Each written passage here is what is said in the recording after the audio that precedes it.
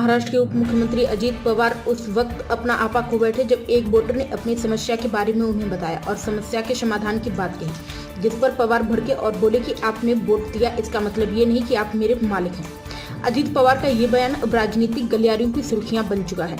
ऐसा इसलिए क्योंकि चुनाव के पहले जनता के हित की बात करने वाले नेता चुनाव के बाद जनता के साथ कैसा व्यवहार करते हैं, इसकी चर्चा हो रही है। परेशानी के जवाब में अजीत पवार ने कहा कि आपने मुझे वोट दिया है इसका मतलब ये नहीं कि आप मेरे बॉस यानी मालिक बन गए।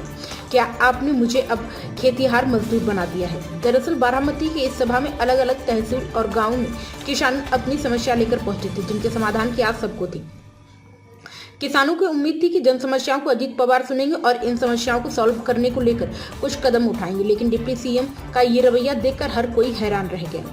बयान के बाद अब वहां का माहौल कुछ गंभीर हो गया है, जिसको देखते हुए कैबिनेट मंत्री संजय सिरसाट ने पूरा मोर्चा संभाला और बचाव करते हुए कहा कि कभी कभी जनप्रतिनिधि जब काम कर रहा होता है तो कुछ मतदाता कुछ मुद्दों पर अपनी जिद करने लगते हैं, लेकिन उसमें जनप्रतिनिधि के ही कमेंट्स या बयानों को हाईलाइट किया जाता है, जबकि वोटर्स का बर्ताव कहीं नहीं दिखाया जाता। विदेश दौरे से लौटने के बाद डिप्टी सीएम अजीत पवार ने रविवार को बारामती क्षेत्र का दौरा किया। इस दौरान उन्होंने कई नए कामों का शिलान्यास भी किया।